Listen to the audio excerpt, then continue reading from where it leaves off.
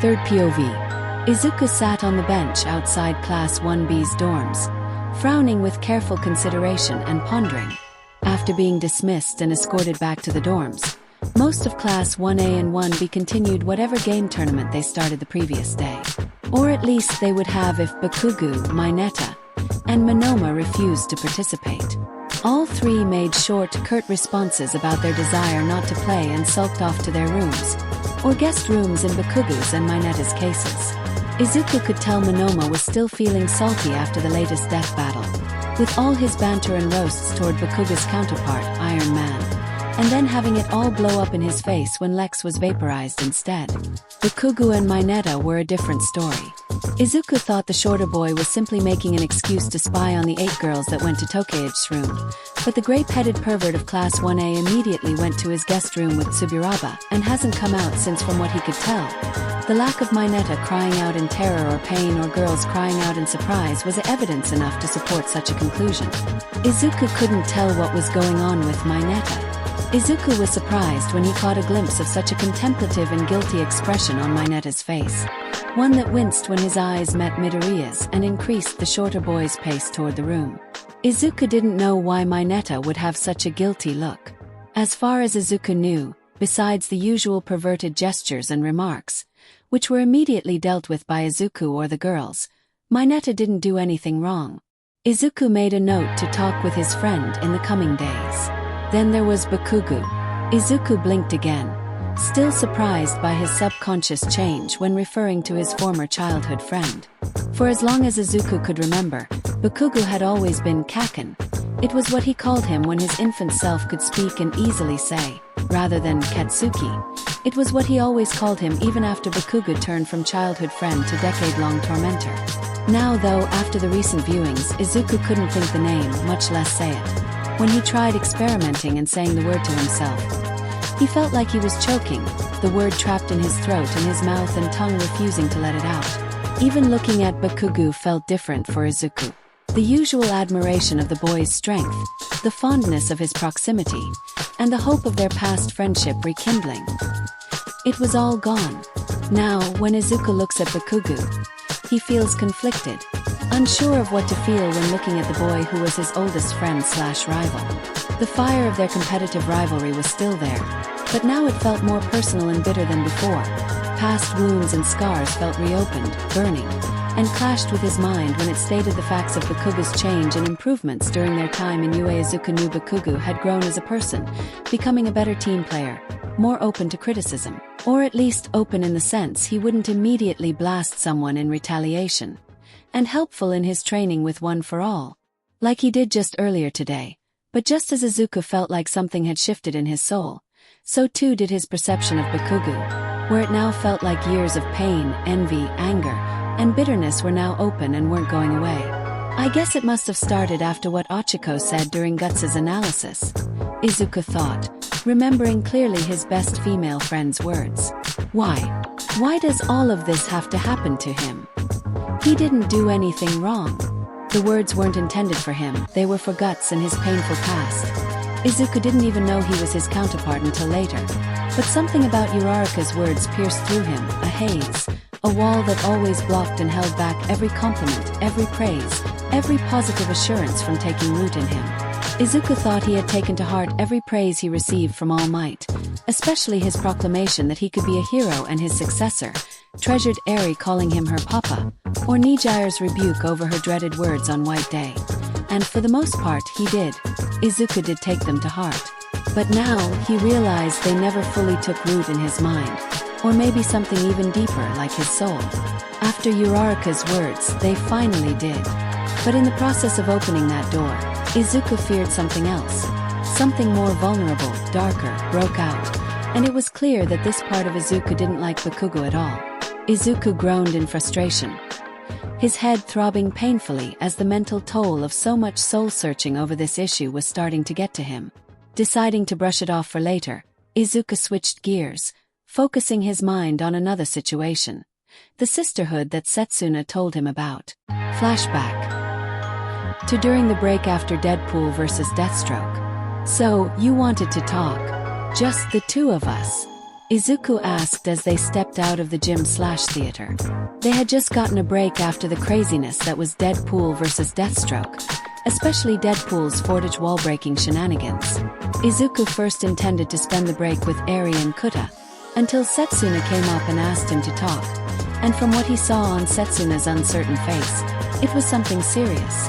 "Why yeah," Setsuna nodded, hesitance still lingering in her eyes. "Sorry for pulling you away from the kids' screen." "It's fine, Suna." Izuku waved off the apology. "Is something the matter? You look tense." "Ugh, curse you and your powers of observation," Setsuna responded with a joking tone, shaking her fist in the air like a classic supervillain who had his plans foiled by the hero. Setsuna tried to use it as a shield, but Izuku could see through it. "Suna," Izuku replied, short and steady, his tone telling her that he wasn't buying her act. "Please, you can talk to me." Setsuna's facade broke, and all her hesitancy and fear were bare for him to see. Finally, after half a minute of deep contemplation, Setsuna opened her mouth. "Well, it's kind of like this," Setsuna started. Afterward, Izuku's eyes continuously widened as Setsuna divulged more and more truths. Every shocking revelation, no matter how absurd sounding at first, shook Izuku to his core. "So, let me get this straight," Izuku said, pacing around with his hands wriggling uncomfortably together. "On the second day we watched the videos, the girls confronted you and Melissa about your feelings for me, revealed their own, and you all formed a sisterhood to share me with all of you?" "Pretty much," Setsuna blew a puff of awkward air. "And that everyone in the sisterhood, Ochiko, Momo, Tsu, Kyoka, Toru, Mina, Nijire, Melissa, Mei, and you, all of you have feelings, romantic feelings for me?" Izuku gestured to himself with an incredulous look. "Me? Okay, you don't have to say it like that," Setsuna frowned, crossing her arms.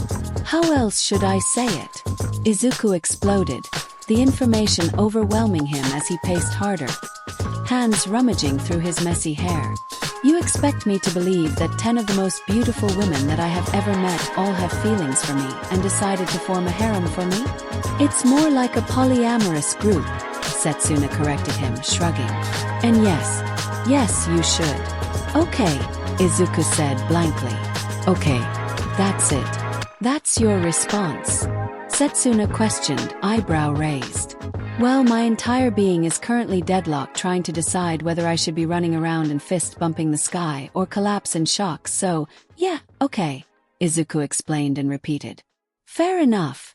Setsuna raised her hands in surrender, her frown morphing into a small, satisfied smirk. "Okay, I just have one question. Well, actually 2, no 3. No, a few dozen dash," Izuku muttered with increased panic. "Green!" Setsuna shouted, startling Izuku. The moss-haired girl stepped forward and placed a comforting hand on his shoulder. "Breathe." Setsuna smiled softly.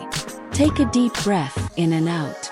Izuku was momentarily stunned by Setsuna's closeness and gentleness, but did as she told him.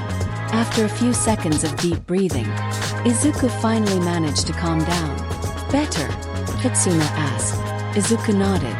"All right, now, what do you want me to answer first?" "Why?" Izuku asked. "Why me? Out of all the guys in our classes, why me?" Izuku thought about the other guys of both Class 1A and 1B. Todoroki was admittedly the most attractive of the guys.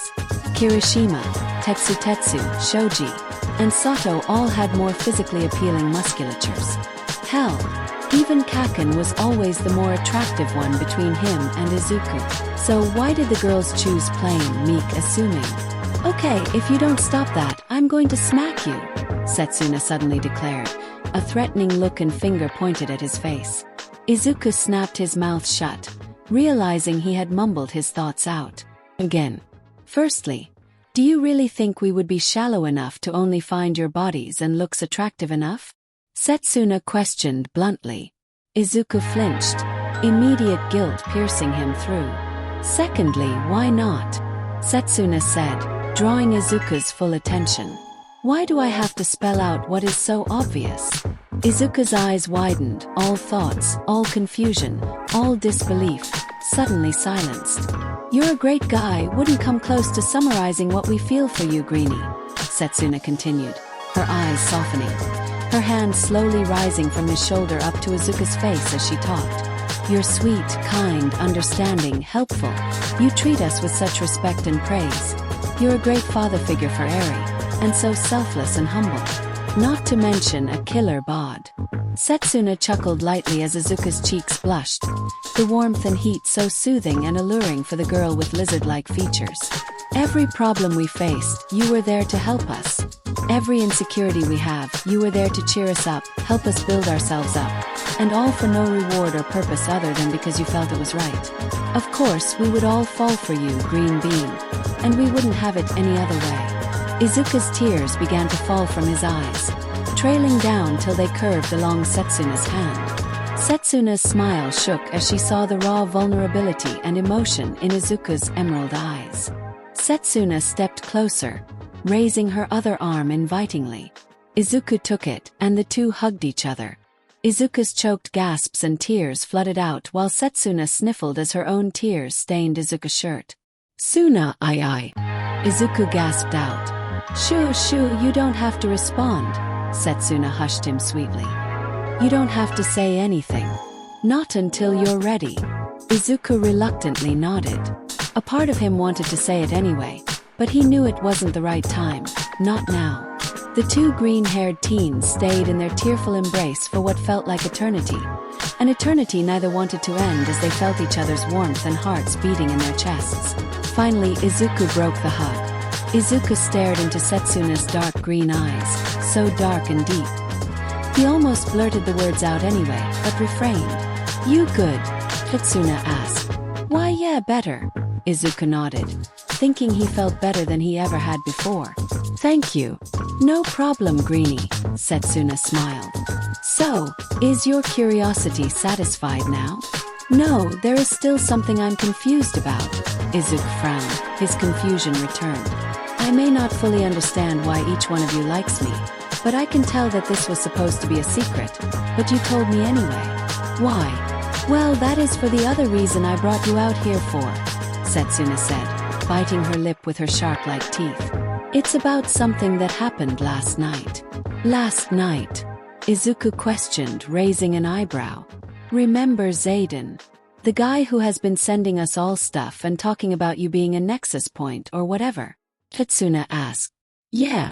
Izuku nodded. "Well, he talked to us, Jiro specifically," Setsuna revealed. "What?" Izuku gasped. "In person?" No, from her phone." "He texted her," Setsuna replied. Izuku's brows furrowed. "Yes, it does sound ridiculous." "Okay, but is she okay?" Izuku asked further, his worry focusing on Jiro. "She's fine." A little freaked out, but so were we all with what happened afterward. Setsuna nodded, taking a deep breath. "Zayden asked us to watch one of the music videos Jiro got from the device. And it was about you." "Me?" Izuku blinked, surprised. "Yep. You, almost everything about you," Setsuna continued. "All the villains you fought, your connection to All Might. One for all of it." Izuku's eyes shot open with panic. "What?" Izuku yelled out, backing away in surprise. Dread and worry made his heart beat like a drum solo. "They know." No, they don't know about One for All specifically. But they do know that you and All might have some connection. Setsuna waved her hands and shook her head to calm him down. "The video had you using your quirk, Black Whip. One even had you floating and fighting a white-haired Shigaraki shooting black spikes from his fingers at you." What?" Izuku blinked, shocked, before looking aimlessly. But the last time I saw him was at the mall, and we didn't fight, and he didn't have white hair. And me floating." "Momo was right then," Setsuna sighed. She theorized that the video may have shown us things that haven't happened yet. And yeah, floating. Is that another one of the quirks from the past users? Yeah. Float is Nana Shimura's quirk, the One for All user before All Might. Izuku nodded. All Might just told me that he was confident Float would be the next quirk I would unlock. I had Ochiko, Kaken, Tsu, and Ciro helped train me at the USJ on Black Whip and to get me prepared for float. Ha, go figure, Setsuna chuckled, shaking her head. There were also some things that were weird even to me. Did you pass one for all onto Bakugu? Izuku's eyes widened. Yeah, when we fought 9 at Nabu Island. Izuku nodded. Because he was so strong, I gambled passing the quirk onto him so that I could use one for all Zembers and Kaken using 100% of one for all to defeat him. But after the battle, one for all returned to me, and Kaken forgot all about what happened. Well, that explains things, Setsuna sighed and then looked at Izuku with incredulity. But seriously, Bakugu, of all people. Hey, he's not that bad, Izuku winced, shaking his neck. He was the only one present to help, and he's changed. Aha, Setsuna said, half unconvinced, the other half slightly willing to admit to such, given his performance against her in their joint training exercise. Also, another thing happened that was super weird. You were in some black void, with only the top part of your head, a foot, and your hand visible while the rest of you was dash. Nothing but green mist. Izuku finished for her, eyes widening further with alarm. Yeah. Setsuna nodded, eyes likewise wide. And Shimura? Was she there? Along with other people? Glowing? Izuku asked further. Setsuna nodded. Where they dash? The vestiges, Izuku answered, nodding. It happened before our joint training exercise. It was like a dream but so vivid and real. I saw them. And then I saw when All for One gave his brother, the first, the stockpiling power and created One for All. We saw that happen too, along with that guy reaching out to you. And again with you talking to a guy using Black Whip, Setsuna said. What was that place? All Might calls it a vestige world. Some space inside One for All, or my mind, where I can interact with the vestiges, Izuku explained. The other scene, the one with the guy using Black Whip, was Daigoro Banjo, hero name, Lariat. That was when Shinso brainwashed me during our joint training exercise. I was put back into the vestige world, and he told me about Black Whip. Izuku and Setsuna remained silent as they digested each other's revelations. So, they know, but not enough where they know the full truth about One for All. Izuku summarized. I didn't tell them, Greenie, Setsuna stated. I know, I didn't question if you did, Izuku clarified, smiling softly at her. I trusted that you wouldn't, and I know you didn't then. Setsuna's cheeks grew pink. Thanks, Setsuna muttered, suddenly embarrassed and flattered. But this is bad, Izuku groaned, rubbing his forehead. They already know too much, and they're smart, especially Momo and Melissa. They'll figure it out soon enough. This is so bad. Setsuna frowned, biting her lips again. What if it isn't? Setsuna asked suddenly. Izuku whirled his gaze toward her, surprised. What? Izuku questioned. What if it isn't a bad thing? Setsuna asked again. What if Zayden showed us the video because he wanted you to tell us? But why? Izuku questioned. All Might and I made it clear that the more people who know about One for All, the greater danger it is, for them and everyone around me. Do you not trust us? Them? Setsuna asked, a hurt expression forming on her face. No, of course not. It's just Dash. Izuku shook his head, frustration and conflict great with him. I don't want all of you to get hurt. Setsuna's face warmed, stepping close to Izuku and placing a hand on his chest. Setsuna blushed as she felt his chiseled chest, but steeled herself. We can take care of ourselves, Greenie, Setsuna said reassuringly. And it's not just about whether you trust them or not. It's more like you kind of have to tell them. What do you mean? Izuku asked, confused. They aren't going to stop until they find out, Izuku, Setsuna reasoned. They'll get involved one way or another. It's best if you tell before that curiosity leads us into trouble. And I can't steer them away without giving myself out. I guess, Izuku muttered, understanding what she meant but still unsure. And there is another reason why Zayden wanted to show us the video, Setsuna continued, her expression turning to one of uncertainty and fear. He texted Jiro that he only intervenes if our future is set toward a bad one, like a really bad one. World-ending bad. Izuku's eyes grew wide, digesting the ramifications of what Setsuna implied. He remembered what Setsuna said about Shigaraki, about how they fought, the villain's hair white, and shooting black spikes from his fingers. That wasn't Shigaraki's quirk. Sounded more like one of All for One's. Izuku's eyes widened with further dread as he recalled the full footage he watched of All Might's final fight with All for One, with a villain using black spikes on Kurogiri's unconscious body that looked to have remotely activated his quirk. Izuku shook his head before he could solidify his dark theory into reality, but the dread of a dark future awaiting them was still heavy and present before him. So, this Zayden thinks that my telling the others about One for All can somehow prevent this future? Izuku asked. Maybe not everyone, Setsuna shook her head. Maybe just the sisterhood. Maybe Zayden wants you to be open and honest with us, for all of us to be closer, Setsuna confessed, her gaze drifting down to her hand over Izuku's heart. Izuku followed her gaze, blushing as he realized what she meant. His face grew uncertain, conflicted, even as he reached and took Setsuna's hand in his. Closer as in together. All of us, Izuku muttered. Setsuna nodded silently and sympathetically for putting all this on Izuku's shoulders. Shoulders she knew now more than ever bore an immense and heavy weight. See, can you at least think about it? For me? Setsuna asked nervously. Izuku did not say anything, but as he looked between Setsuna's pleading eyes and her hand in his, he nodded. Flashback over. Now, here he was, Izuku Midoriya, grappling with what had to be every man's wet dream and seriously pondering whether or not to accept it. He knew several guys from both classes, like Mineta, Kaminari, Suburaba, and maybe even Monoma, would take the deal in a heartbeat. Monoma probably to spite Class 1A by taking their women for himself, or something Monoma sounding the Bakugu he knew from Aldera would accept and then mock him for having 10 women fawning over him, while claiming no woman would ever like a weak, useless Deku. The thought sparked something bitter inside Izuku.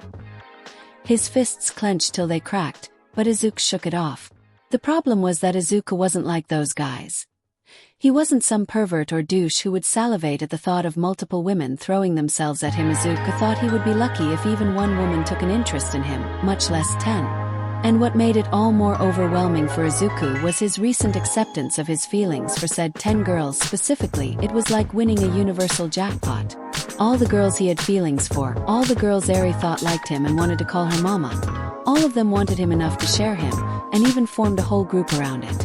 It was so fortuitous and obvious in retrospect that Izuku almost laughed. But then there was one final issue. Should Izuku tell them about One for All? When it came down to trust, the answer was so obvious. He barely had time to think it over. Yes, Izuku trusted them to keep One for All a secret. Mina and Toru were gossip queens, but so was Setsuna. And not only did the moss-haired girl swear to keep it hidden, but he also knew his 2 classmates longer than Suna and knew wholeheartedly that this was one secret they would never spread. Mei and Mijire could be scatterbrained at times, but they were no snitches or blabbermouths with such secrets. Izuku trusted them completely and knew if he told them, then his secret would be safe with them. The real issue, though, was whether Izuku was willing to drag them all into his world. He knew what telling them about One for All could entail. It was more than just secrecy. It was like painting a target on their backs. Any villain who knew about One for All could and would go after them to get to him. Even if it weren't about One for All. Heroes in general make lots of enemies, with the events of Ending's attack on the Todoroki family springing to mind. Izuku knew that if anything happened to them because of him, he would never forgive himself. We can take care of ourselves, Izuku, Setsuna had said.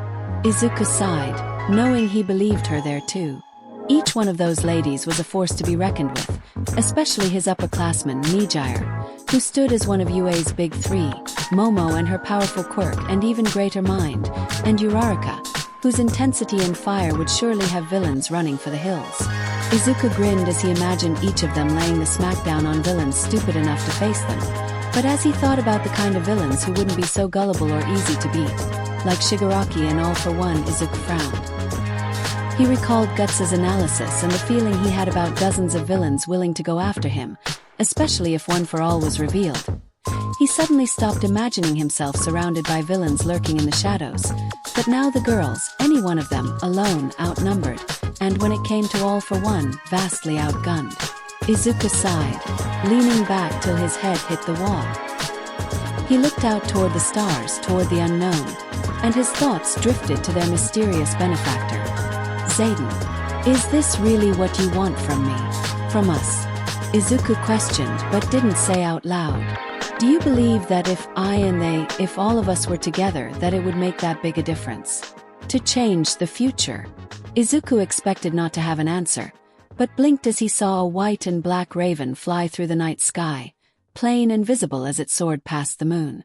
Izuku blinked, unsure if he had witnessed what could be construed as a divine message.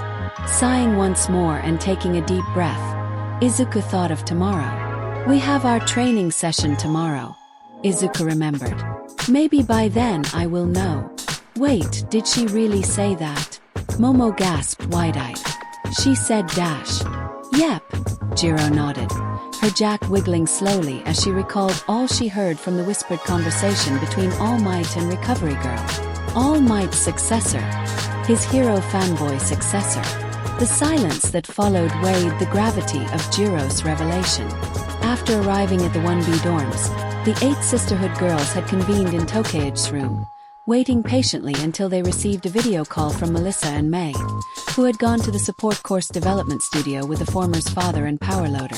May had deployed one of her babies, the Hatsum Unassuming Silencing Hut, or HUSH, which created an invisible dome around the 2 girls from a hovering drone, yet kept any sound produced by them from being heard by those outside the dome. After the 2 girls called in and were shown through Yairosa's laptop, the girls began to relay the information they had gathered from hours earlier. Jiro and Setsuna were caught up on Uraraka's and Ajui's findings about the truth surrounding the hero Killer Stain's defeat, and how it truly involved Midoriya, Todoroki, and Ida, as last night's video had displayed. Setsuna's jaw dropped slightly as her thoughts returned to her past conversation with Midoriya, where they exchanged information and explained the most confusing aspects of the video. Adding the knowledge that Izuku, Todoroki, and Ida had defeated the hero killer, a dangerous threat that seasoned pros, including Ida's older brother, the former Ingenium, could not take down, Setsuna was left in silent awe of her crush, or at least more than before. Only a year at UA and already has accomplished more than most pros could even dream of doing. Setsuna smiled as she thought proudly of the green-haired boy. And all the while he's still as humble and down-to-earth as ever. Jiro would then reveal that she had informed All Might and Principal Nizu about the video, showing it to them and forwarding it for further review. Jiro also told the girls the reactions of the 2 men's. Well, one man, one chimera animal man thing reactions, ranging from the principal's frustratingly impressive stoic mask to All Might's proud smile to pale, dreading face. Setsuna inwardly cursed the scarecrow of a man for being so obvious, yet cooled down since she didn't do herself any favors with her private talk with Midoriya, a topic of which Setsuna worried the girls could ask her any time now. Finally, their meeting took them to the present, where Jiro repeated to them all she heard from All Might's and Recovery Girl's whispered conversation during Iron Man vs. Lex Luthor. Setsuna did her best to hide the wince she unconsciously made, seeing the girl's eyes widening with understanding spread. Setsuna felt she could actively see as they mentally connected the dots between Jiro's findings and the video's revelations. So it's true, Melissa muttered, eyes aimlessly looking down. Izuku really is All Might's successor. We don't know that yet, Setsuna argued feebly, trying in vain to keep the girls from the obvious and true conclusion. I mean, yeah, All Might might have a successor. Setsuna cringed lightly at how All Might's hero name clashed with her choice of words. But thousands of kids look up to All Might. I mean, I'm sure most of the guys in our class could be All Might fanboys. Not like Deku, Ochiko pointed out, smiling softly at a memory. His room is like a shrine to All Might. Posters, action figures, bed sheets. Uraraka giggled at how cute Izuku's fanboying of All Might was. He worships the very ground the man walks on. The only ones I think come close are Bakugu and Todoroki. Then there is what Recovery Girl said, Ajui added, putting all the responsibility and guilt on his shoulders. That sounds an awful lot like Midoriya. I still vividly remember how horrible he looked at the training camp and the hospital after Bakugo was taken by the League of Villains. Kero. And during the meeting before the Hasaikai raid, when we found out about Eri and what Overhaul was doing to her. Nijire frowned sadly as she remembered both Izuku's and Mirio's faces. He looked devastated. And it lines up perfectly with what the video showed us. Momo nodded, fully assured of their conclusions. But there is something more. What do you mean, Yamamoto? Hagakure quirked her invisible head. Are you sure, she said. Inherited too, Kyoka? Momo asked. Jiro nodded, frowning with confusion at where this was going. Those words, they seemed to deliberate, as if Midoriya inherited something else from All Might. Momo muttered, eyes dancing with formulating and coalescing theories. You mean like Midori's quirk? Mina raised an eyebrow. I remember when the video showed All Might and Midori clasping hands, and that visual indicator of his quirk activating occurred. Nijire said it herself. It looked like All Might gave Midori that power. Mina's contemplative face grew conflicted as she shook her head. But that's crazy, right? Being able to transfer a quirk to someone else. That's unheard of. No, there is another who has shown he can transfer quirks to others, Hagakure said, crossing her arms, yet looked more like she was hugging herself. Just as easily as he can take them. All for one, Momo named the villain, the man's name still drawing shivers of terror onto the girls, including Setsuna, as she knew the full history behind the quirk-stealing madman. A villain whose quirk could take, house, and gift quirks to himself and others. A man All Might defeated. The way the video framed All Might and All for One at one point, just like it did Izuku and the Shigaraki, made it seem like destined rivals or nemesis, Melissa voiced. Like Lex Luthor and Superman. There was also that ghost All Might from the video, May pointed out, drawing on a notepad. The girls all looked at her with confusion. Ghost All Might, Ochiko repeated, confused. Yeah. Remember when they showed those glowing people like Shimura? And how they looked like ghosts? May explained. One of them, the yellow fiery one, the way he was shaped, looked an awful lot like All Might. I would know. May gestured to her eyes. Her zoom eyes reflexively zooming inwards and outwards. I can pick up a lot of details. And you only tell us now why. Jiro raised an eyebrow at May. I had to make sure, May shrugged. A good inventor always double-checks her work before finishing.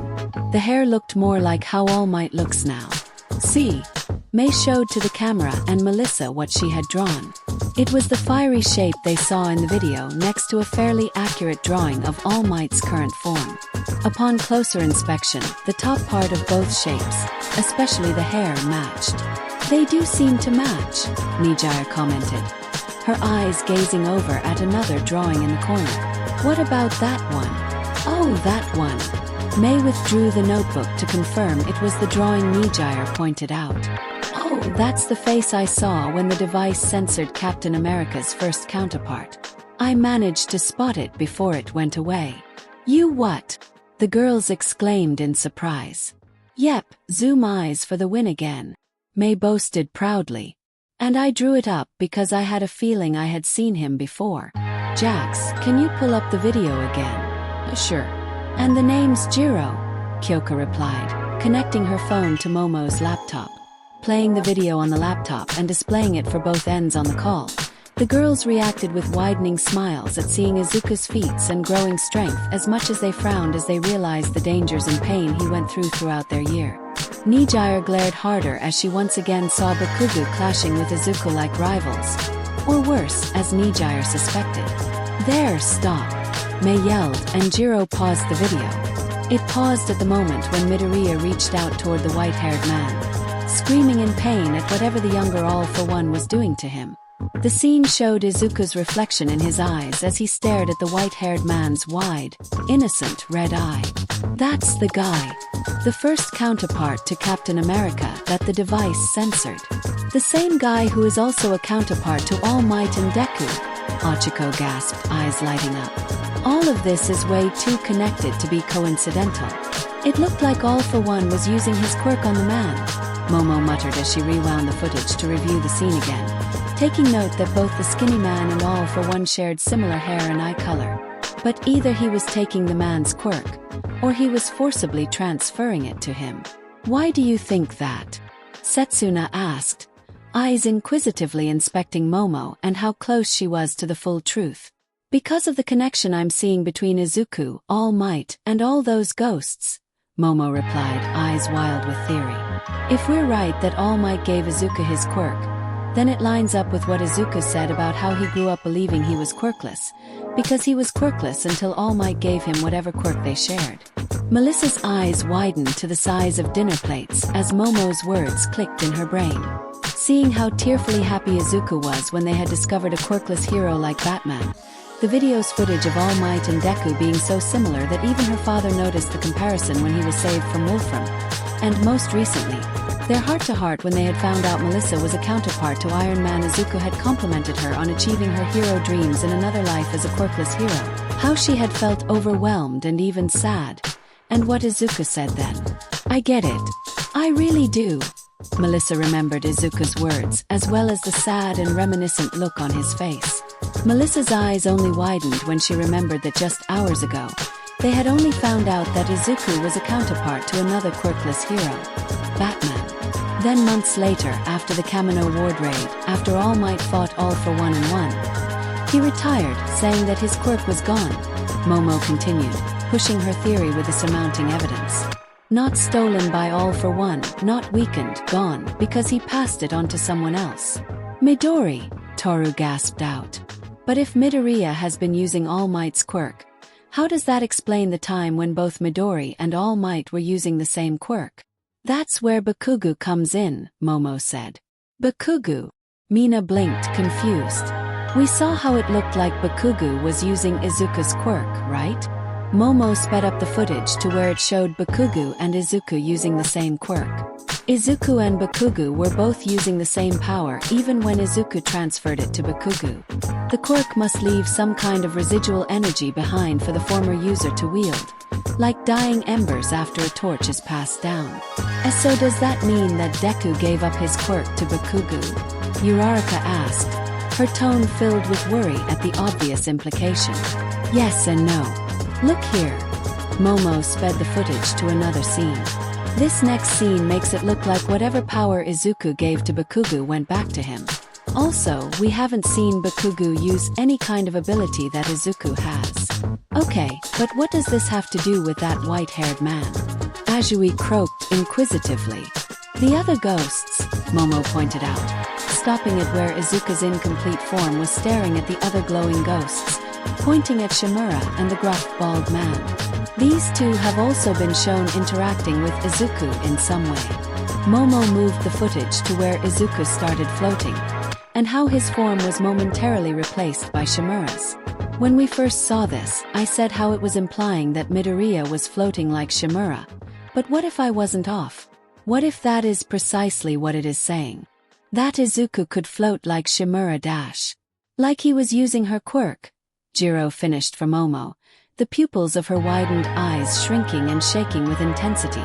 Momo nodded and once more skipped ahead to where Izuku was face to face again with a bald man, Black Whip coming out of his hands. And Black Whip, Izuku's latest ability, the man is also using the same, Momo pointed out. If Izuku has All Might's quirk, can float like Shimura, who All Might said was his teacher, and can use this quirk from the man, what if they are all connected via the same quirk passed along from person to person and harvesting the quirks and power from the previous users? The girls all stared at Momo with eyes so wide the raven-haired girl thought they were all gonna pop out of their skulls. Setsuna's jaw detached from one side, hanging limply on the other end of her head, before the moss green-haired girl set it back in place. Jesus Christ, Momo is a goddamn genius. Setsuna exclaimed inwardly at how quickly the girl managed to dissect and piece together one for all through video images and random pieces of information. Setsuna almost felt guilty for what she had to do now. Why yeah, okay, but there is just one problem with your theory there, Yamamoto, Setsuna voiced. If what you are saying is true, How come we have never seen All Might use the same quirks as Greenie? Sure, the strength and power are there, but we've never seen All Might float or use any kind of quirk like Black Whip before. How does that fit? Momo blinked, eyes aimlessly looking for answers, and as she found none, her air of passion began to diffuse and lessen. Setsuna flinched again, burying her guilt painfully as she tried her best to follow her promise to Izuku and do her best to steer the girls clear of conclusions before Izuku says otherwise. If he says otherwise, Setsuna noted, remembering her proposal to Izuku and the green-haired teen's clear hesitancy to follow through on it.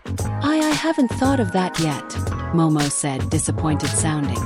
My only guess could be that this transferable quirk wasn't powerful enough back when All Might had it to use those quirks, until he passed it on to Izuku who could. But I could be wrong about that too. Hey, no need to start doubting yourself, Momo. Jiro raced over and placed a comforting hand on Momo's shoulder. What you've said made sense so far, as bizarre and astounding as it could be if it's true. Yeah, your theory sounded so cool and smart, Yamamoto. Hagakure cheered, jumping in her bean-bag seat. There's no way I could have figured any of that out. Neither could I, Mina agreed, lightly knocking on her head with her tongue sticking out. Me not so smart like genius, Yamamoto. Yeah, sorry I had to rain on your theories parade. Setsuna apologized sincerely. Mina's silly face and tone brought out a smile and a chuckle out of Momo, the raven-haired girl brightening up. Thank you, girls, and there is no need to apologize, Tokage. Criticism and questions are valid when crafting theories and solving hypotheses, Momo replied. Setsuna corrected, a grin widening on her face. Momo looked taken aback before smiling. Setsuna it is. Momo nodded affirmatively. Well, glad we got that settled, but that still leaves us with what do we do now? Chiko asked. If even half of what Yamamoto said is accurate, then how do we approach any of this to Deku? Who says we need to? May asked, eyebrow raised. Whatever secrets Muscles has, I'm sure he has a fairly good reason for keeping them. I know that, and I would feel terrible trying to force him to tell us. Ochiko nodded, hands clenched at her lap. But if we all want to be in a relationship with Deku, don't you think keeping secrets from each other is wrong? The girls frowned, pondering to themselves and finding a relationship plagued with secrets and mistrust unappealing. Setsuna flinched, biting her lip at how she has also been keeping secrets from the girls. The very girls who welcomed her into their group and even called their sister. This was partially why Setsuna offered Izuku the idea of telling the girls about One for All. She felt horrible lying to them about something so important about their intended. And if the girls were already this close to finding out about the quirk, then it would be better to tell them outright and swear them to secrecy rather than continue on like this. Setsuna didn't want a relationship full of secrets, but she also knew that this was Izuku's secret to tell, and she intended to make that clear. You're right, Ochiko, but so is Mei.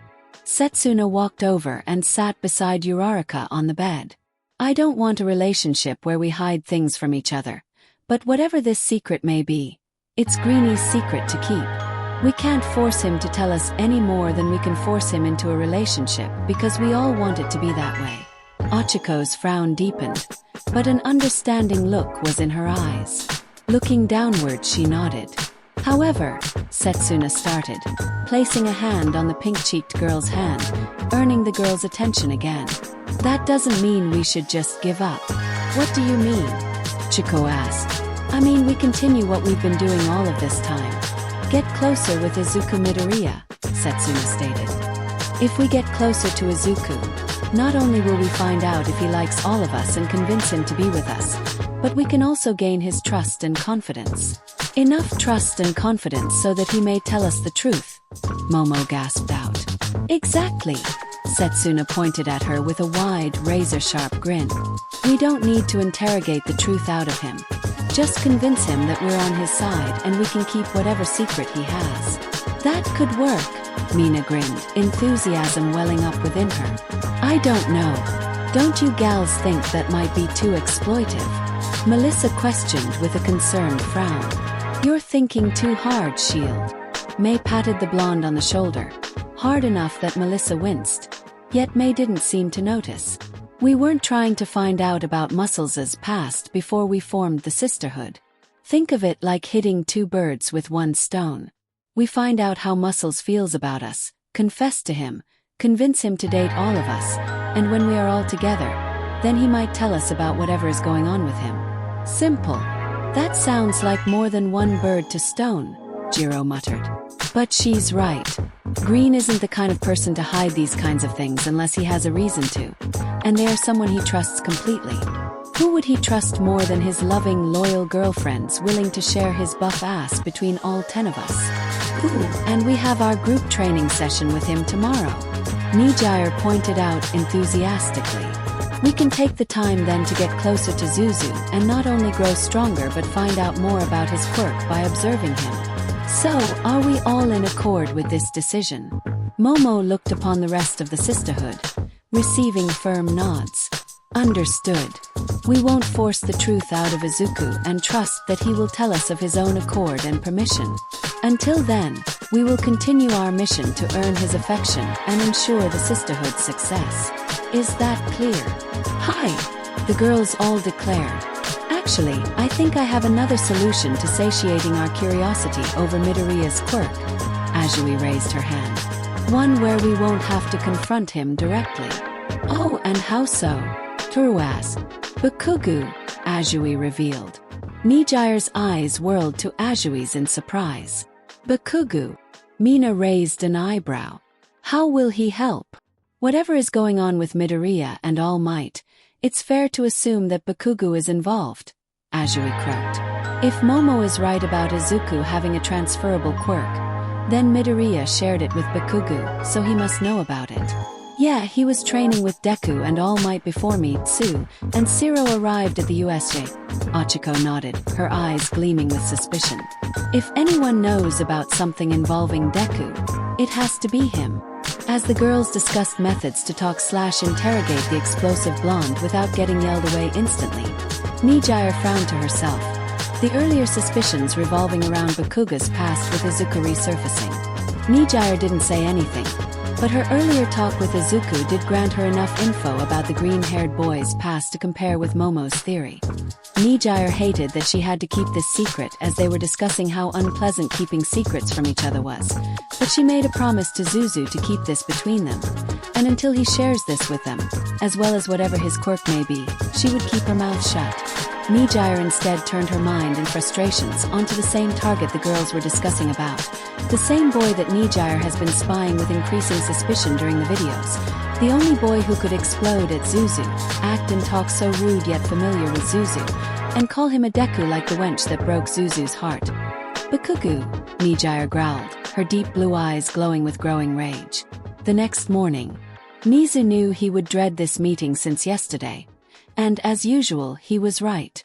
After the day's videos had ended, Nizu was informed of Eraserhead's and Present Mix's return from Tartaros. But what he and Midnight found were two emotionally broken and exhausted men who truly did look like they climbed out of hell on earth. Midnight knew instantly what their sorrowful gazes meant and burst into tears, while Present Mike was quick to hug and comfort her. Even Aizawa, as alien to emotional comfort as Nizu was to human romantic connections, placed a hand on Midnight's shoulder. They decided unanimously to hold off their meeting till tomorrow, something Nizu calculated would be necessary, and thus postponed the next video viewings till the day after. Still, there was a small, fleeting part within the animal principle of UA that hoped they were wrong and that Kurogiri was not what they all feared him to be. Now, Nizu finds himself at the head of the table as Tsukachi, Gran Torino, Aizawa, and Yamada recount their visit to Tartaros to himself. All Might, Recovery Girl, Midnight, and Endeavor, all bearing witness to the full scope of this tragedy worthy of the Greeks. Nizu had originally wanted Hawks to be part of this meeting too, but decided that would be ill-advised. While Hawks was safe inside UA and Nizu's signal jammers meant nothing happening inside the UA school grounds, including the death battle videos, would be transmitted to the Paranormal Liberation Front.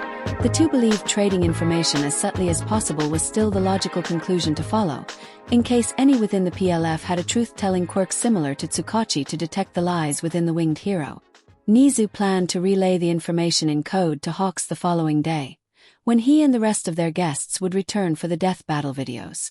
This will likely be especially prudent with what I might have to share with everyone here, Nizu thought, darting his eyes calculatingly at Endeavor, Present Mike and Midnight.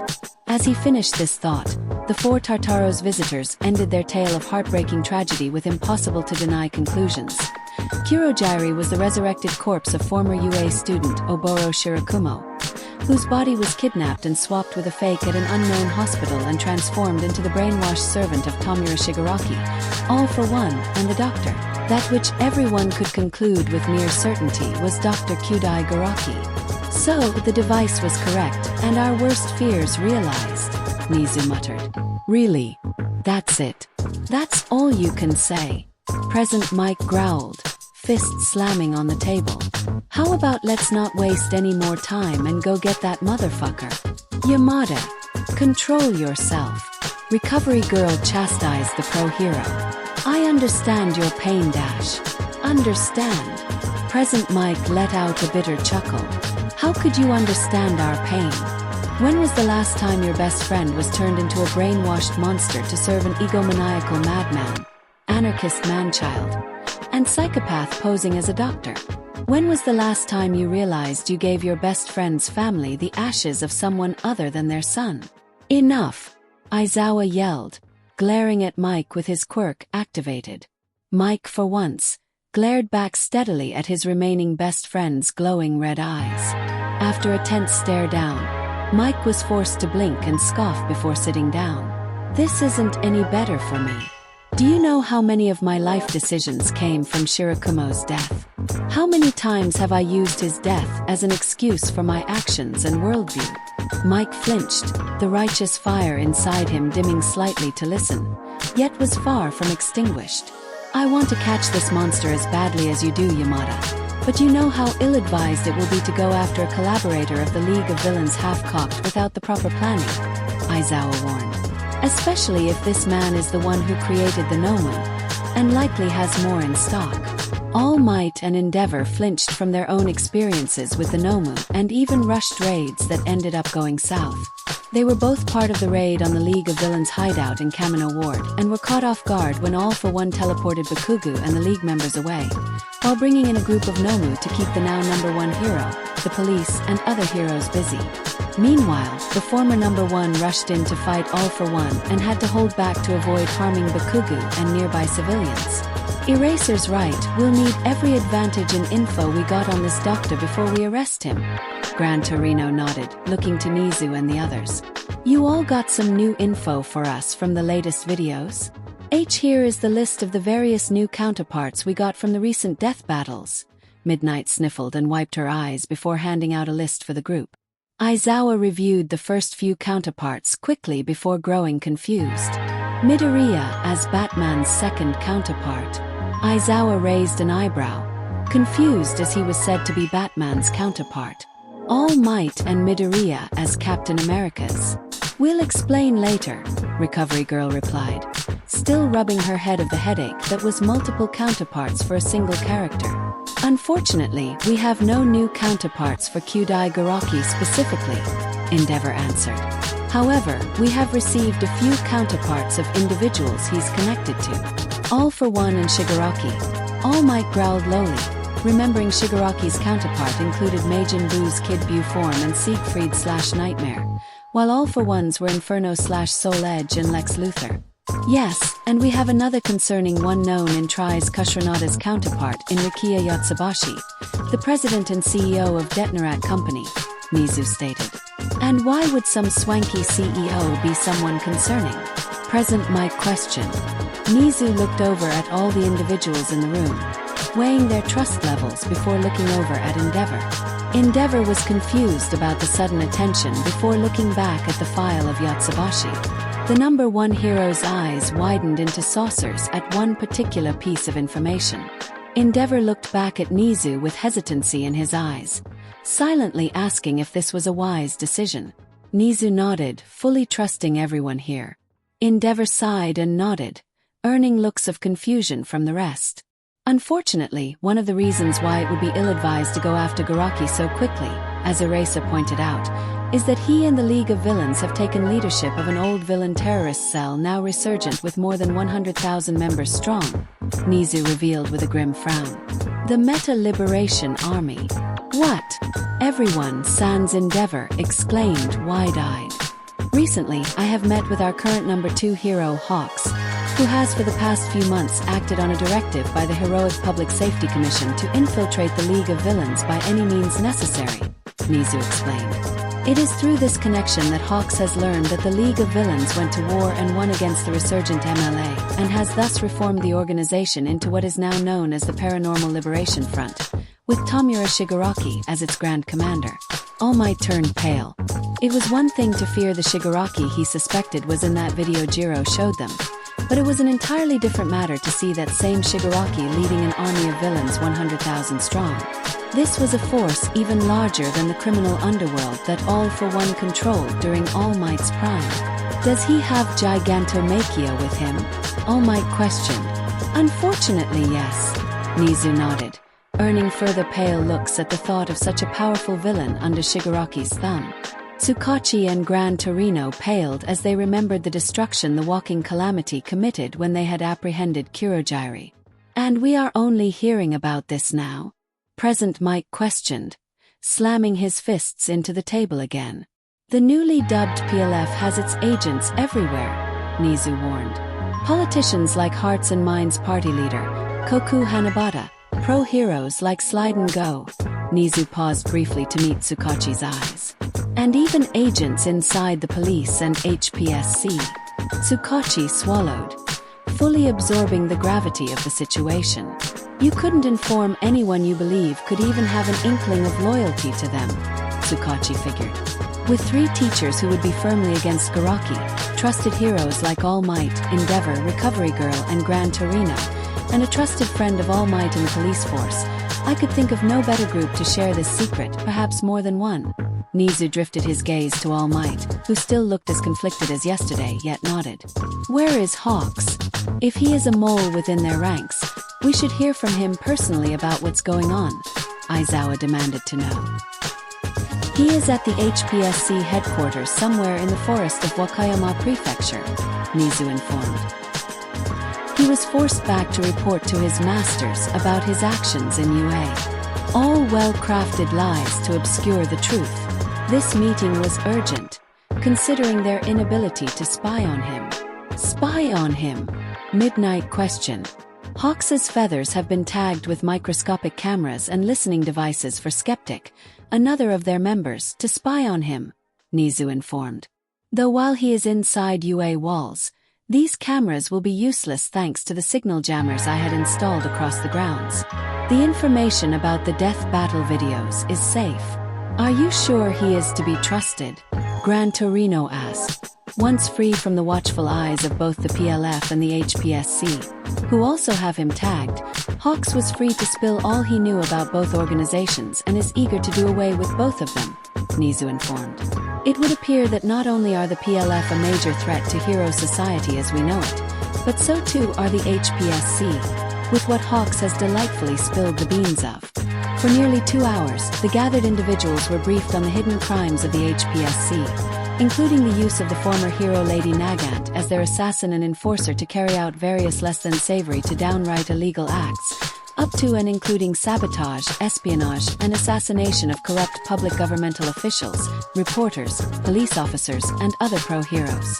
Hawks was even able to reveal that the Commission was responsible for secretly perpetuating discrimination against heteromorphic quirks, villainous, quirks, and quirkless individuals, those who didn't fit the golden image they wanted Japan to exemplify to the world. Every misdeed the HPSC committed brought a new surge of rage to Endeavor, Eraserhead, and Tsukachi, enraged of the officials and government they gave their lives to serve and protect, and a new level of shame to All Might, who helped maintain such a system as the symbol of peace, a figurehead, and scapegoat if needed, for the hero society these power-hungry tyrants perpetuated. What was it you said before, Chio? Toshinori asked rhetorically, putting his hand over his face in shame. About all the good I did as the symbol of peace. You can let your guilt refute my words all you like, but you aren't the only one who they have used, Recovery Girl sassed back. So, what do we intend to do now? Midnight questioned Nizu. If we continue following their orders and defeat the PLF, we'll just be continuing this hateful cycle run by the Commission. But if we let the PLF run rampant and destroy the HPSC, hundreds of thousands of civilians could be hurt or killed in the crossfire, and we will be letting something even worse take their place. It is a puzzling dilemma, one I do not have the answer to, Nizu admitted. For now, we must remain vigilant and careful to appear as if everything is going as usual. We will continue planning a full-scale assault on the PLF in due course.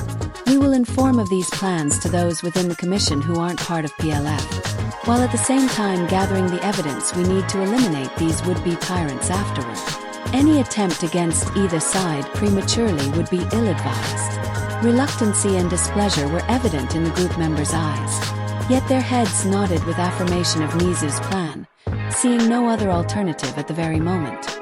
Even if they did go after the PLF at this very moment, they have no idea which heroes or Commission employees were secretly PLF spies and thus risk letting the enemy know ahead of time and risk running into a trap.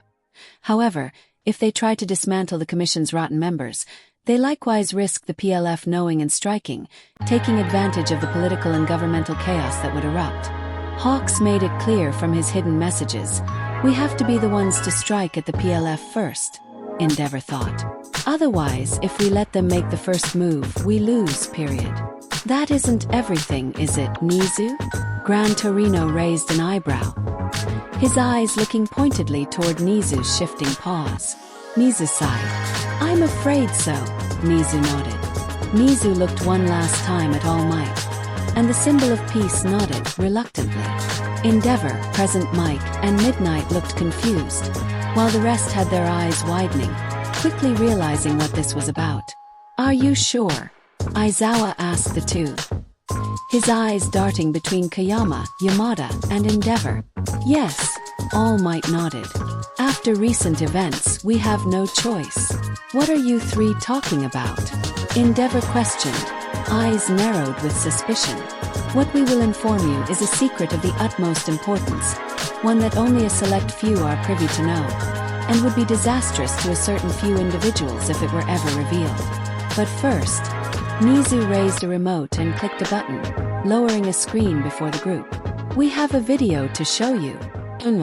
Izuku paced around nervously in his hero suit, waiting at a large clearing in ground beta. Izuku was waiting for the girls to arrive for their training session.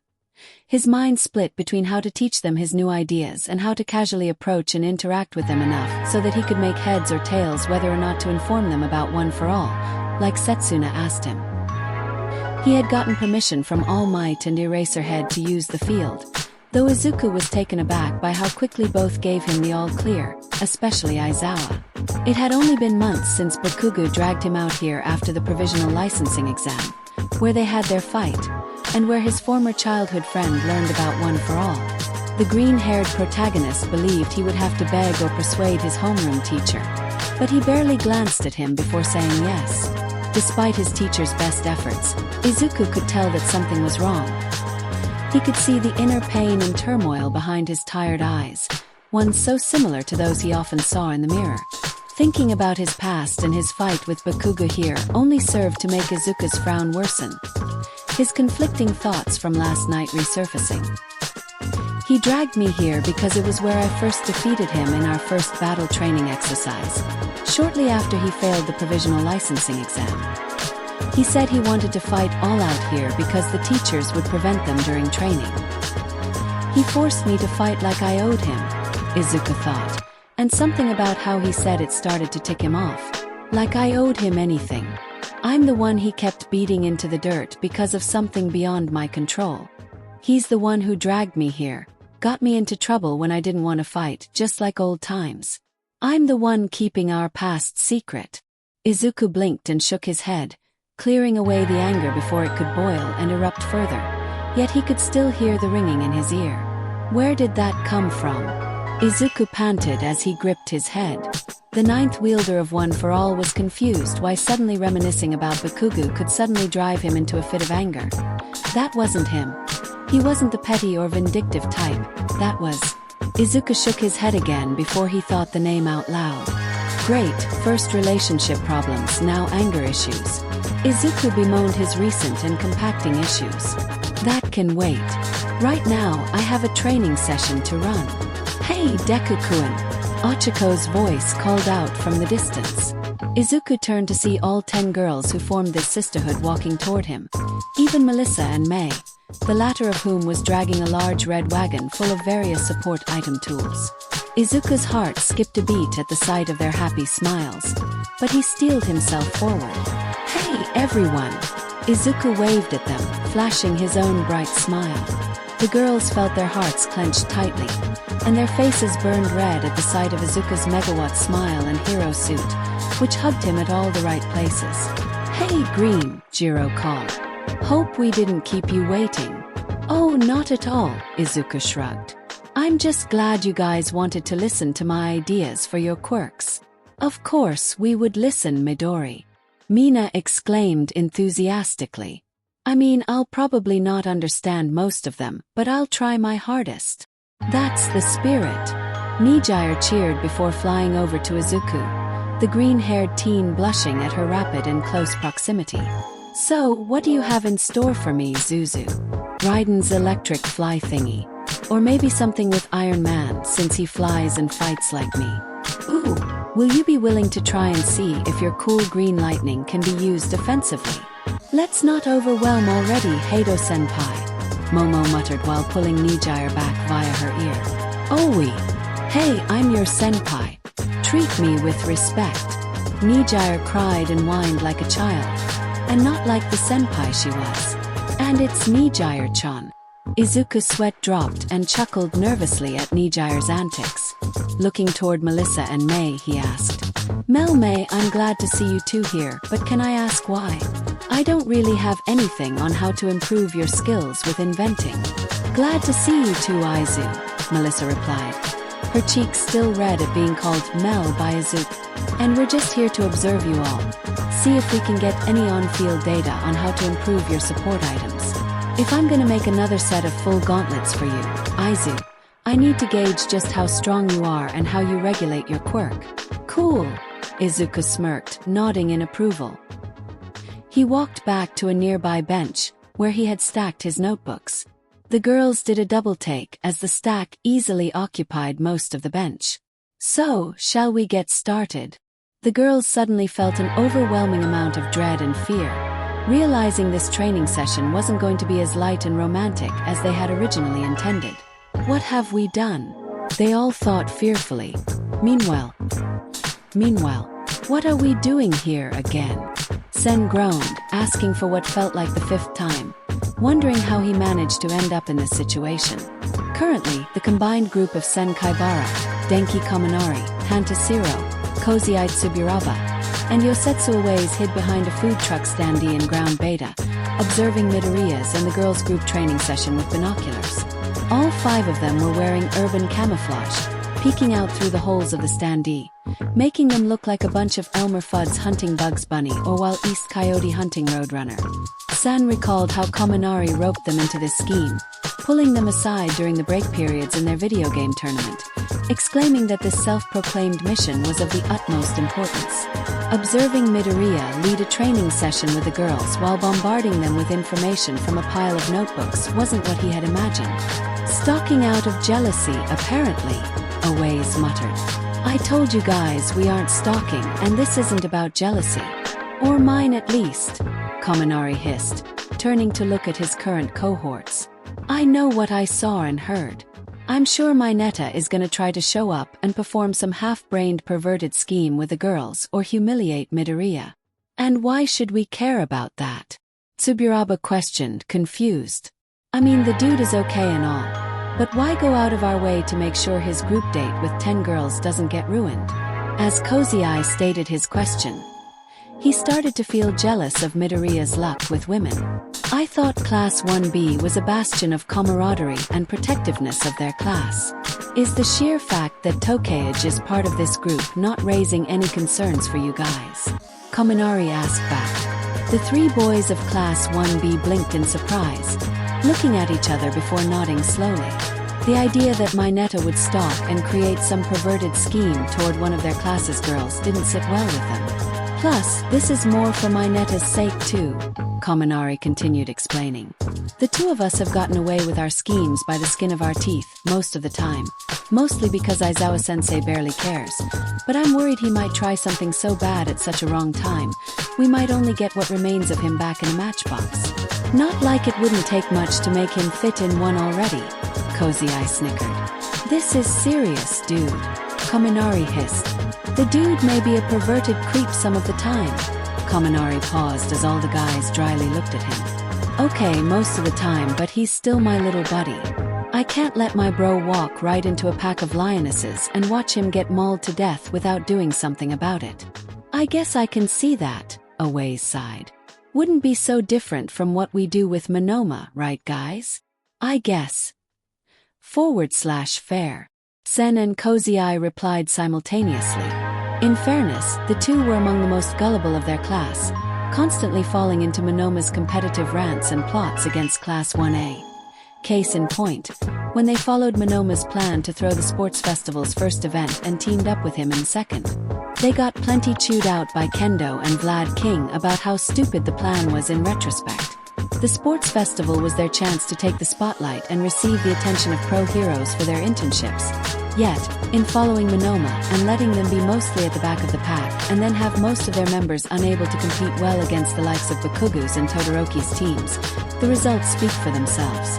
Their class was lucky to have any offers to begin with, most of them being toward Tetsu, Shiozaki, and Shota, the only three from Class 1B to make it to the third event, even if the first two only got in because Shota and Ojiro quit. They tried their best to break free from getting caught up in Monoma's competitive fervor, as they most generously put it, and succeeded, for the most part, in the joint class training exercise. However, some of them still end up falling for Monoma's half-brained plots, their desire for attention and need to prove themselves 1A's equals leading them astray, and often have to get involved and break Monoma away from 1A before he says something too far to take back. Most of the time, they relied on Kendo to chop him in the back of the neck, knock him out, and drag him away. But in truth, there was a secret timetable among Class 1B that would follow the narcissistic blonde and keep him away from Class 1A, and if that failed, knock him out. The only reason Kendo was the one stuck doing it most of the time could be considered bad luck on her part. Aways only had to do so the one time when Kendo was too busy getting ready for the school festival's beauty contest. So, the chance to keep another poor guy with delusions of grandeur from getting himself destroyed by a pack of furious girls, nature's most dangerous predators, was reason enough. On the plus side, it did give them the chance to see the girls in action. Kaminari sighed again, groaning to himself about the backup he managed to gather. Kaminari wanted to ask the other guys from his class to help, but they either refused or thought it was a foolish endeavor, as Tokoyami put it. Kaminari thought about convincing Ida to join and help out his friend Midoriya, but thought again, having a feeling that Ida would have grilled him instead for intruding on Midoriya's and the girls' privacy. The blonde knew asking the other girls of Class 1B would be suicide. Monoma was a big no, and Kaminari didn't know enough about the other 1B guys to know if they would help him out, so these four were the best he got. Kaminari shook his head, telling himself to suck it up and do his best to find and save his buddy before he screwed himself. Plus, if I help Midoriya out here, he might help me out with those notes about improving my quirk, Kaminari thought, remembering what he could decipher from Midoriya's muttering about which of Raiden's moves he could perform. And maybe teach me how to be a lady killer like he is. As the group session continued, unknown to their hidden audience, the guys didn't look a gift horse in the mouth and decided to indulge in their stakeout, checking out the girls as they practiced Midoriya's ideas and suggestions on training robots and equipment from Powerloader. Some of the techniques they observed clearly appeared to copy the moves and skill sets of the previous death battle combatants, with Midoriya alternating his time with the 10 girls, either individually or collectively.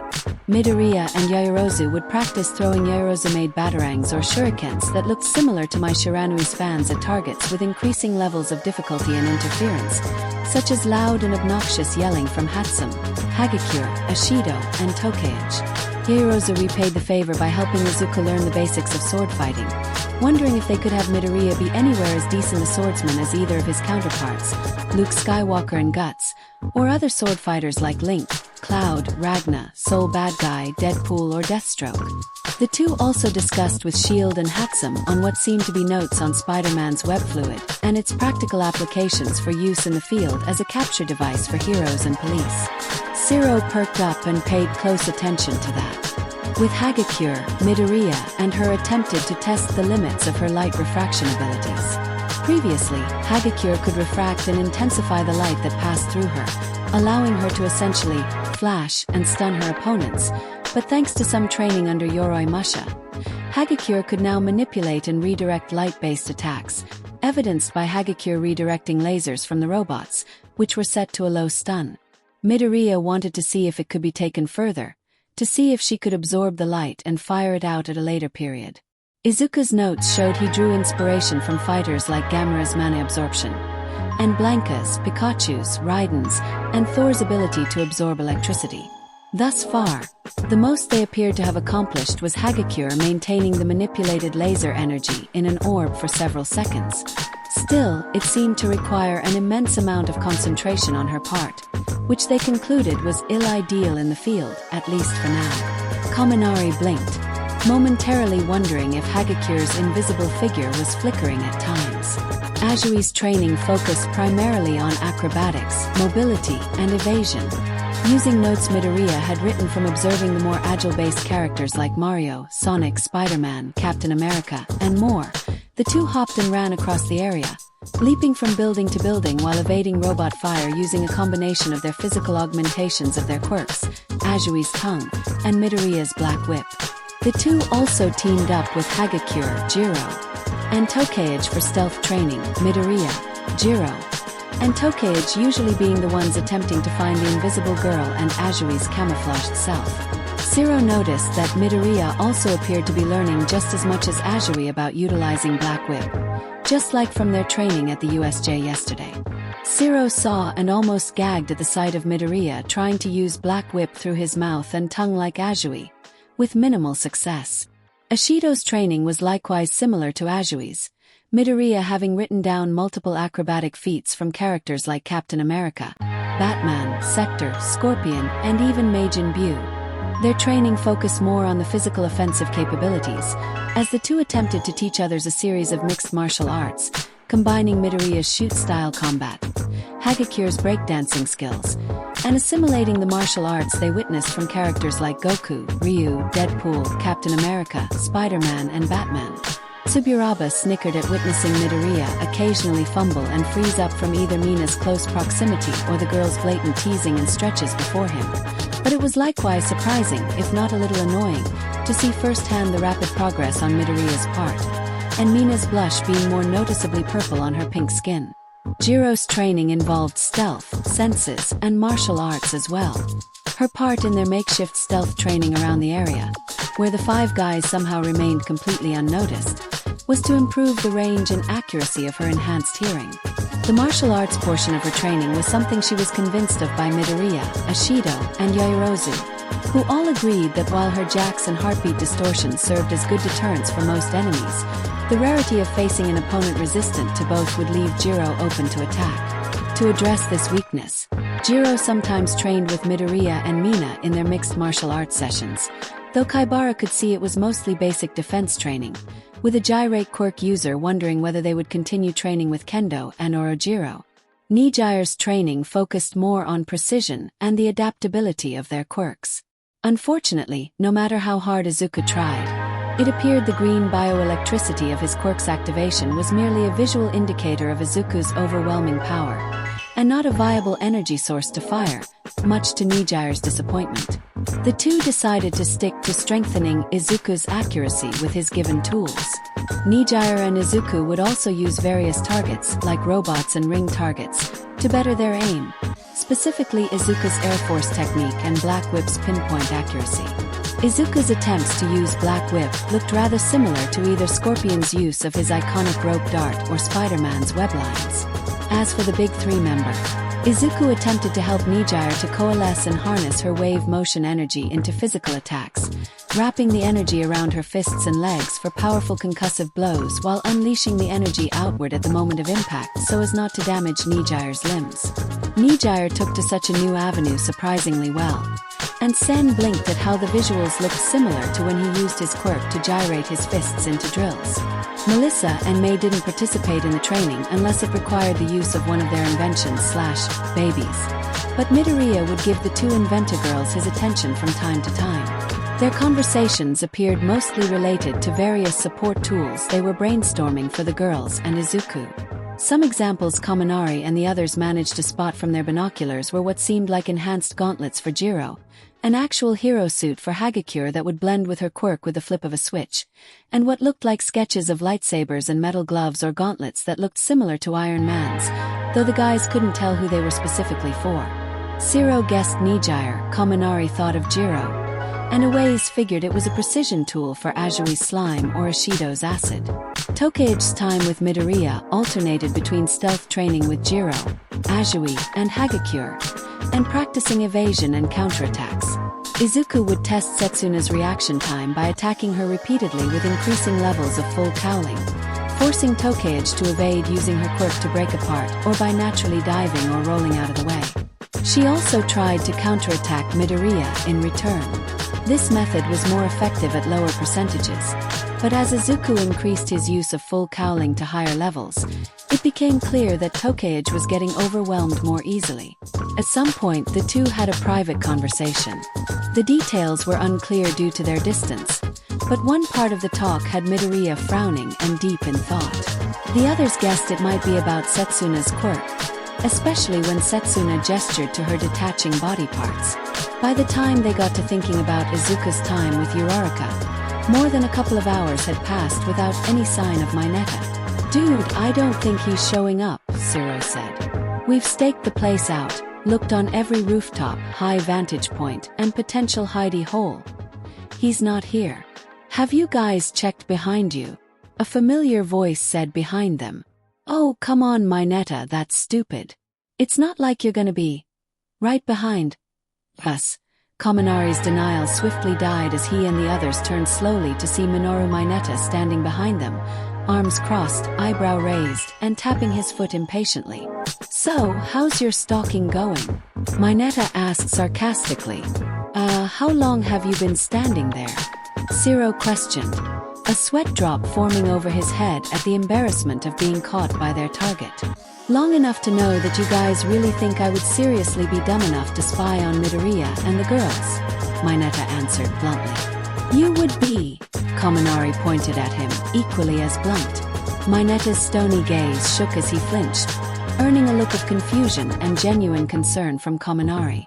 "Maybe, but you could say I've had a change of heart," Mineta declared, shaking his head before standing straight and confidently. "The ladies don't care for stalkers, so I'm turning over a new leaf. You're looking at the new and improved Minoru Mineta, respectful friend to women everywhere and their glorious bodies in all shapes and sizes." "Yeah, real respectful," Sen deadpanned. "I'm sure he loved to respectfully take their measurements," Cozy Eye agreed, clearly not buying Mineta's proclamation. "Whether or not you believe me is irrelevant," Mineta responded passionately, before grinning evilly. "Now though, I think our class reps would like to have a word with you." Kaminari and the guys paled as Ida and Shoda loomed over them with angry and disappointed glares, the five paling and shaking as they imagined flames surrounding the two's background. "Kaminari, Zero, I am shocked and appalled by your transgressions.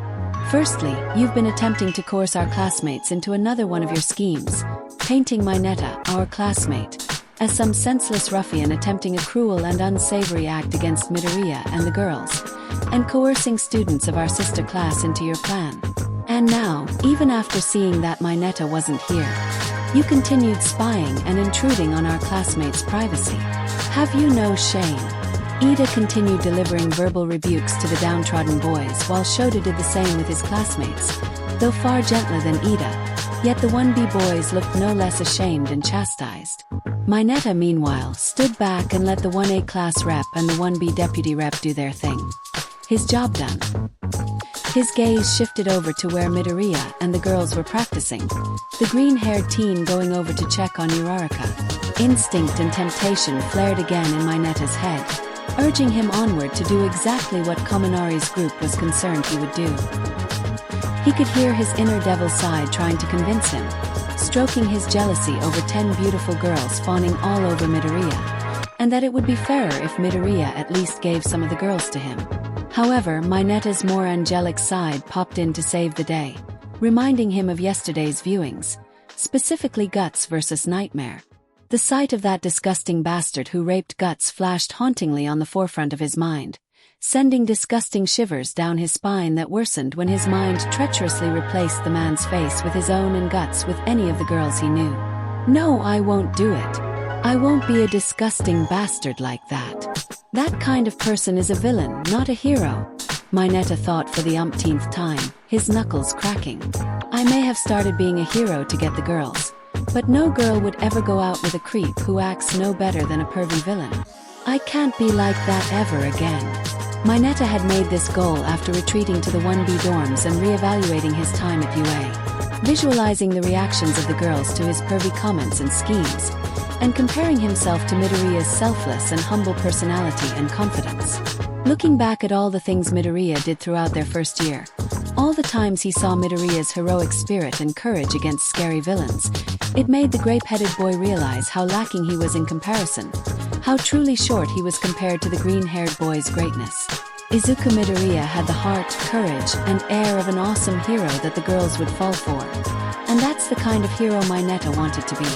Mineta sent a grateful smile toward Midoriya, even if the boy didn't know he was there, determined to become as great a hero as the boy who showed him what a true courageous hero looked like. And then Mineta's eyes fell down to where Uraraka's suit clung tightly around her roundest cheeks. Blood trickled down from his nose. Okay, I might tone down the perviness, but I know what I am, Mineta thought compromisingly, giving an approving thumbs up. A lover of women, but a respectful one. Yep. With his morals solidified, Mineta walked away, following Ida and Shota as they dragged their chastised classmates back to the dorms. Ida even dragged Kaminari and Siro by pulling on their ears, to their dismay and pain. You doing good, Ochiko? Izuku asked as he walked over. Why yep, Ochiko groaned, wiping the sweat from her brow while pressing her thumbs together. Release. With the affirmative pink glow of her fingertip beads, multiple heavy objects fell around her while Uraraka, previously in a cross-legged stance in midair and connecting to the ground via a cord tied to her waist, likewise fell, landing on her boots. Izuku's task for her was to meditate while canceling her gravity and objects around her, testing and pushing through the limits of her nausea for as long as possible. It was exhaustive, and many times Ochiko wanted to puke out rainbows, yet the determination to surpass her limits and not let Izuku down gave her the fuel to keep her lunch down and herself and the objects up. Izuku handed her a bottle of water, which she accepted gratefully. Thanks, Ochiko said before downing the liquid. Your weight limit has definitely improved dramatically since when we first got into UA, Izuku commented. Keep this up, and you might double before we start our second. Ochiko paused her drinking, not willing to choke on her water as she blushed at Deku's compliment. Thank you, Deku-kun, Ochiko thanked again. I can keep going. That meditation actually helped make my nausea go away. You sure? Izuku asked, his eyebrow raised with concern. Positive. Hit me with another task, Deku-sensei, Ochiko exclaimed, thrusting her fist into the air while smiling cheekily. Deku blushed at Uraraka's teasing, wondering if she was taking notes from Mina. Yeah, me a teacher, Izuku snorted to himself, almost finding the idea of his nervous, stage fright self as a teacher too crazy to be possible. Almost shaking the thought away, Izuku gazed toward another one of his theories for Uraraka hesitantly, analyzing the validity of his theory briefly. Izuku nodded. Alright, I got one more thing to try for today, Izuku said. Sure, what is it? Ochiko asked. Remember back to the Goku vs Superman video? Izuku asked back. Oh yeah, the one with your counterpart Goku, and All Might Superman won. That fight was crazy. Uraraka pumped her fists again, smiling. They were so cool and strong. Izuku smiled, his heart skipping a beat once more at seeing her upbeat enthusiasm. Yeah, but not just them. Izuku's face grew serious again. Do you remember what I said about your quirk? Uraraka paused, scratching her head as she tried recalling what Izuku said back then. Her eyes lit up when the memory came back to her. Oh, what you said about what my quirk actually cancels, right? Ochiko snapped her fingers, asking. Right, Izuku nodded, showing her his notes regarding her quirk. Like I said then, previously we thought you were canceling the gravitational field. But if that was the case, then when you used your quirk on me when I was falling from destroying the zero-pointer's head, I would have still fallen at the same rate of velocity. Ochiko nodded, her face scrunched up displeasingly at the thought of the boy she had come to love being a bloody smear on the ground before she had gotten to know him truly. I also said that the actual thing you must be canceling with your quirk was my mass, Izuku continued. It explains why I decelerated from hitting the ground so quickly and why everything you touch starts floating in the air like balloons. It also explains why Earth's upward force doesn't automatically shoot anything you make weightless up into the atmosphere. It would simulate zero gravity without actually canceling gravity. Okay, but why do you think that means I can then reverse my quirk and increase the mass and gravity of others? Chiko asked, confused. Honestly, I think I was jumping the gun when I said it. Izuku scratched at his cheeks, embarrassed. I didn't really have any foolproof hypothesis. I think I was just so excited about the avenues your quirks could take if our previous idea about your quirk was wrong. Ochiko smiled softly, a quiet giggle sounding in her mouth. It's okay, Deku. Ochiko patted her friend's shoulder, careful to keep her pinky from touching him. Your passion for analysis is just so, you know? It's not something to be ashamed of or embarrassed. Izuku paused, looking at Ochiko as she said those words. His thoughts from the previous nights flooded back to him momentarily, remembering hers and Nijire's words, the knowing and unknowing comfort they gave to him, and how they helped to dissect and break away the insecurities he gained from his past. Thanks, Ochiko-sen. Izuku smiled before continuing. Anyway, a theory I have regarding how we can reverse your quirk revolves around mass and energy. Mass is essentially energy, rest energy to be precise. And energy doesn't disappear and reappear out of nowhere. It has to go somewhere. You think the energy must go into my quirk? Uraraka questioned, catching on to Izuku's train of thought. Possibly, Izuku nodded. The energy wouldn't go into you because you can also cancel your own mass, so your rest energy must be going somewhere too. And the only possible explanations could be that it somehow floats invisibly in the air, or it transfers to your quirk, which then affects you through your nausea, giving you your weight limit. But whenever you press your beads together, you return the mass and energy of the object to the weightless objects without having to touch them again. Your quirk must release the energy passively through the air, which then returns to its point of origin. Wow, I guess I never thought about that, Ochiko muttered, looking down at the beads of her fingers, astounded she never bothered to ask how her quirk functioned bit by bit. It's understandable, Izuku reassured her. People usually don't realize or ask how their bodies work in detail. It's just instinct, we live with it. Quirks are just another part of the human body, but because each is so different and expressive, they're easier to analyze and figure out in retrospect. I guess. Uraraka smiled softly, clenching her fist. So, you think the key to doubling the gravity revolves around this energy I must be absorbing? Rather than letting the energy go, maybe you can pass on the energy onto something else? Izuku nodded. It's worth a try. Izuku walked toward a nearby cart and rolled it to Uraraka. On the cart were 2 metal cubes, an air pump, strings, and uninflated balloons. Both these pieces of metal have the same weight. I'll give one to you to cancel its mass, while the other I'll attach to some balloons for it to float. After you cancel the gravity of the first metal cube, I want you to grab the cube on the balloons, but rather than canceling and taking away the cube's mass and energy, I want you to infuse the energy from the first cube into the second one. You follow? Gotcha. Uraraka nodded. The pink-cheeked girl waited until Deku inflated and tied enough balloons so that the metal cube could float decently enough to float to their shoulders. Ready? Izuku asked.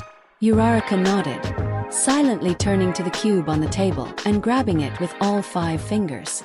As usual, she felt the pull of her quirk, now wondering if that very pull was always her taking the energy and mass of objects. And as she gave the cube a gentle toss, the cube floated above the table. Izuku grabbed the cube to keep it from flying off. Uraraka turned to the cube floating on the balloons, breathing deeply while instinctively ignoring her nausea. Now I want you to concentrate, Ochiko, Izuku advised. Imagine the energy from the first cube's mass inside you. Think of it like a cup of water you filled from a jug. That sounds so simple and silly, Deku-kun. Ochiko puffed her cheeks, sputtering out giggles. Shut up, Izuku said with no force to it, rolling his eyes with a smirk. Anyway, imagine, as you are holding the other cube, you aren't filling the cup with more water from this jug, but rather you are instead transferring the water from the first jug into this one.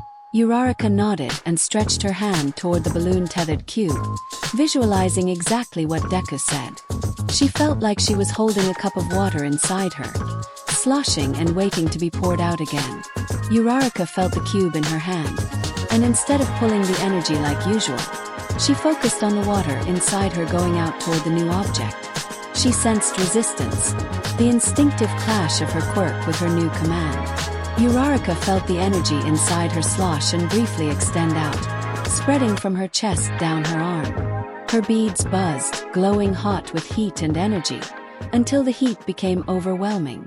She stopped, gasping as she felt the pull again, and the cube in her hand became weightless. Uraraka groaned and gasped heavily, the extra weight of nausea almost making her gag.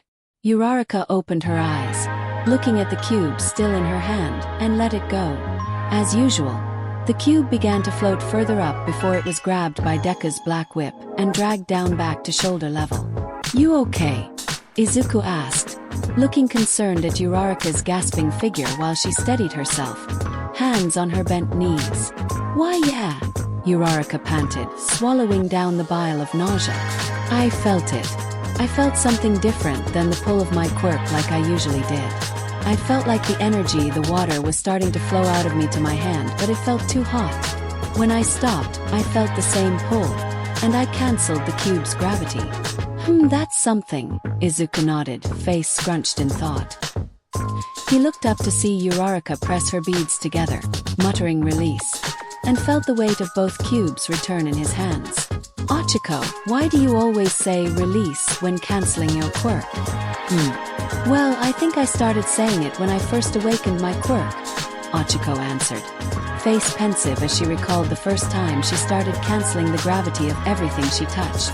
She almost giggled at the comically frightened expressions her parents made when they saw her floating in the air of their apartment. It started as a way for me to know when I wanted my quirk to stop, and then it just became a habit. Maybe that's the key, Izuku exclaimed, grinning. Maybe you need a new verbal command, something to help indicate for your quirk to function as you want it until it becomes a new instinct.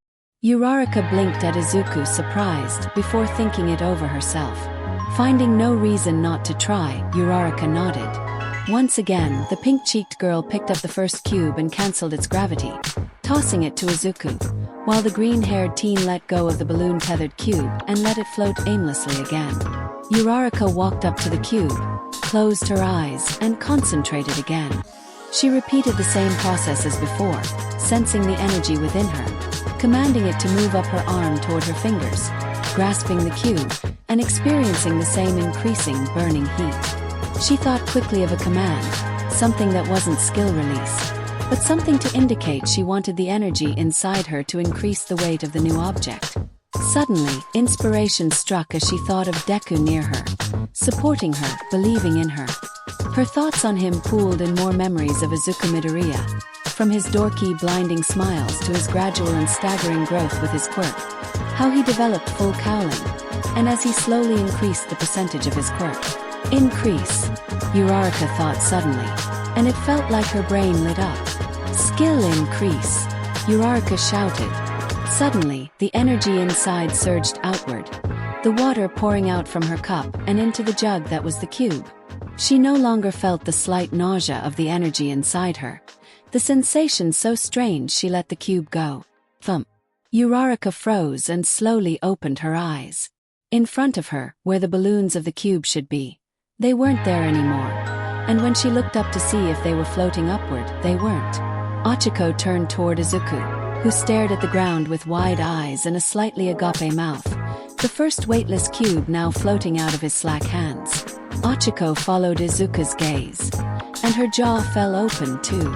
There on the ground, the metal cube lay, the balloons that previously held it aloft, now uselessly dragged down. The ground below the cube cracked under its increased weight.